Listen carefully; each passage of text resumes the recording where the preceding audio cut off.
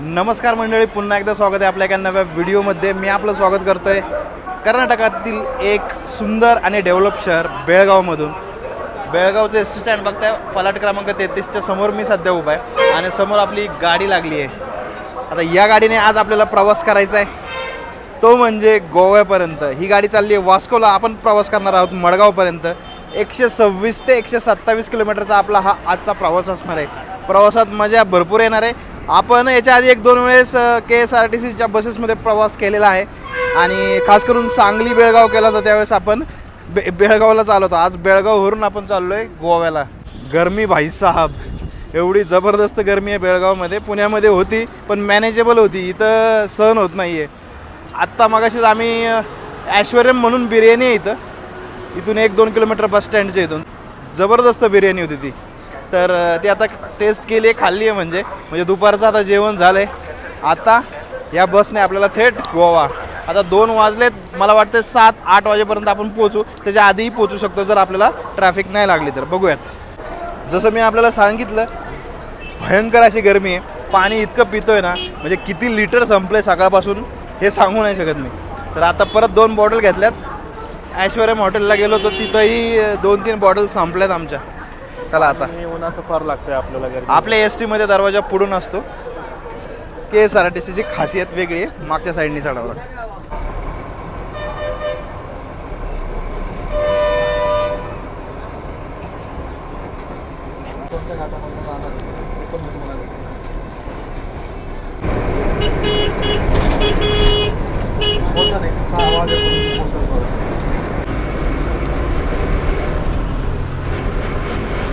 जसं मी आपल्याला सांगितलं, गाडी आपली 2 वाजता बरोबर निघाली आहे बेळगाव स्टँडवरून. आता आपला जो मार्ग आहे ना, तो अनमोड घाट मार्ग आहे असणार आहे. अनमोड घाटी इथून जवळजवळ 55 किलोमीटर लांब आहे. त्याच्यानंतर मग फोंडाला जाणार, फोंडा मार्गे मग मडगाव. आपण मडगावला उतरणार, त्याच्यानंतर गाडी वास्कोला पुढे जाणार आहे. आणि ड्रायव्हर दादांसोबत आपण बोललो आहे, तर ते बोलले 6:30 वाजेपर्यंत आपण मडगावला पोहोचून जाऊ. जे की दिवस असता पोहोचतो, जे आपल्यासाठी सर्वात महत्त्वाची गोष्ट आहे. कारण की आमचा विचार आहे की डॉर्मेटरीमध्ये थांबायचं मडगाव रेल्वे स्टेशनच्या. पण प्रॉब्लेम असा झाला आहे की जो आमचा PNR आहे नेक्स्ट ट्रेनचा, तो अजून कन्फर्म नाही आहे. त्याच्यामुळे थोडासा इश्यू होता. आता बघूयात काय होतं आहे तिथं जाऊन. आणि हे पण मी आपल्याला याच व्हिडिओमध्ये दाखवणार आहे, आपल्याला तिथं मडगाव रेल्वे स्टेशनला डॉर्मेटरी किंवा रिटायरिंग रूम भेटते की नाही. तर आता आपण आलो बेळगावी रेल्वे स्टेशनच्या स्टॉपला. मी बस स्टँड नंतर रेल्वे स्टेशनपासून पण आपली गाडी पकडू शकतो. पण सीझनमध्ये हा जो स्टॉप आहे ना, हा आहे बेळगाव रेल्वे स्टेशनचा. इथून आपण रेल्वे स्टेशन बरोबर समोरच आहे ऑपोजिट साईडला. तर आपण इथून पण गाडी पकडू शकता. पण आपल्याला जर अनरिझर्व सीट पकडायचं आहे तर बेस्ट राहील की आपलं जे मेन बस स्टँड आहे तिथूनच गाडी बोर्ड केलेली बरी.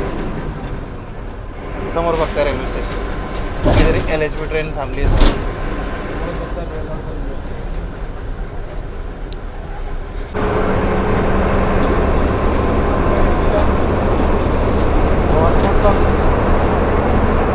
आता हायवेला लागलो आहे आपण, आणि हायवेला लागल्यावर रस्ता बघा 3 पदरी झाला आहे. इथून आपली गाडी सुसाट पळणार आहे.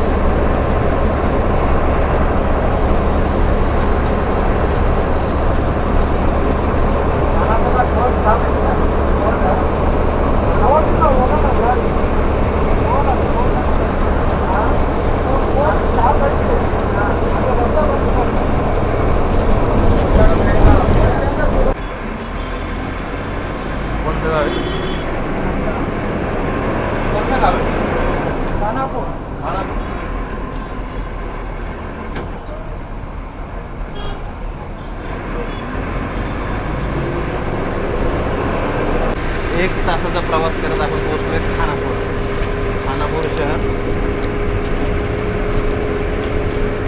ऊन बघा भाई साहब. मार्केट इथे, अरे मिरचीचं मार्केट लय खतरनाक दिसतं.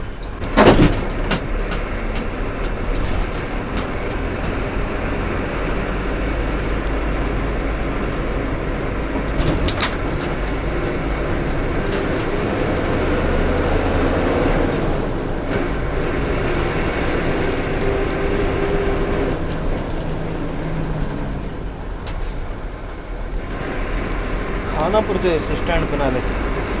मी आपल्याला गाव दाखवलं, आता हे आहे एस टी स्टँड. एक मात्र नक्की आहे, KSRTCच्या रिजनमध्ये कुठेही फिरा आपण, बस स्टँडवर आपल्याला खायच्या प्यायच्या गोष्टी सर्व मिळतात.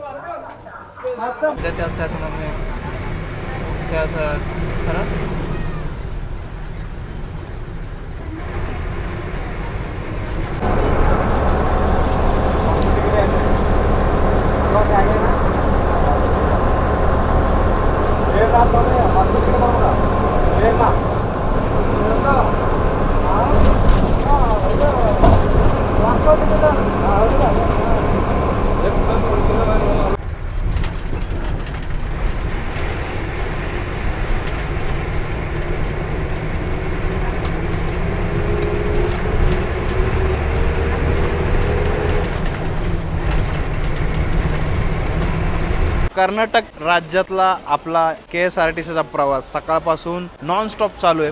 आता आपण खानापूर नंतर, बेळगाव नंतर खानापूरला पोहोचलो. त्यानंतर आता पोहोचले रामनगरला. रामनगरचं छोटंसं एस टी स्टँड बघताय, इथून सुरू होते आणि पलीकडच्या साईडला संपते. असं काही आपले बस स्टँड्स आहेत, हे ट्रॅव्हल्सच्या माध्यमातून आपल्याला पाहायला मिळतात. ते आता इथं गाडी आपली आहे ना, म्हणजे ड्रायव्हर दादा, कंडक्टर दादा दोघंही खाण्यासाठी म्हणजे दुपारचा लंचसाठी थांबलेत. त्यामुळे 10 ते 15 मिनटं गाडी थांबणार आहे. आणि खाण्यापिण्यासाठी आपल्याला इथं 2 ऑप्शन्स आहेत. इथे एक हॉटेल आहे, या साईडला एक आहे. म्हणजे रिफ्रेशमेंट वगैरे आपल्याला काय घ्यायचं असेल तर आपण घेऊ शकता. बाकी असं जेवण या साईडला भेटतं वाटतं, या साईडला आहे काहीतरी. इकडं थाळी वगैरे या साईडला भेटते.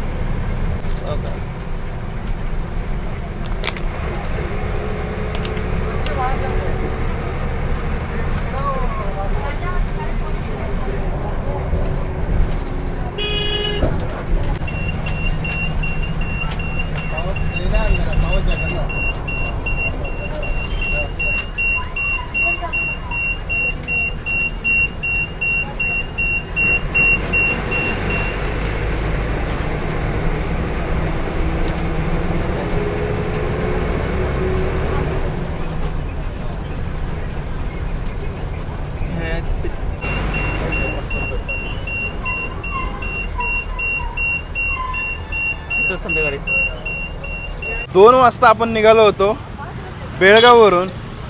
आता वाजलेत 6:45 पोचलोय मडगाव. मडगावचं एस टी स्टँड आपण समोर बघताय. भाईसाब जवळजवळ 5 तास लागले आपल्याला इथपर्यंत पोचायला 126 किलोमीटरसाठी. त्याच्यामध्ये दोन प्रॉब्लेम मला वाटले खरं तर. रस्त्याची थोडी कामं चालू आहेत. एका ठिकाणी रेल्वेचं क्रॉसिंग लागलं आणि एका ठिकाणी जी चेकपोस्ट होती तिथं सगळ्यांनी एकच लेन अडवली, म्हणजे येणारे जाणारे एकाच लाईनला थांबले होते. त्याच्यामुळे तिथं अर्धा एक तास सगळा मिळून असा एक्स्ट्रा गेला. तर मला वाटतं 6:30पर्यंत किंवा 6:15पर्यंत आपण पोचलो पाहिजे होते. एकंदरीतच आपला प्रवास इंटरेस्टिंग झाला. KSRTCचा प्रवास होता. हा माझा दुसरा का तिसरा अटेम्प्ट आहे. मी होप करतो की आपल्याला हा व्हिडिओ आवडेल. व्हिडिओ आवडल्यास लाईक आणि शेअर करायला विसरू नका. भेटूयात मग अशाच इंटरेस्टिंग व्हिडिओजमध्ये. तोपर्यंत जय हिंद, जय भारत, जय महाराष्ट्र.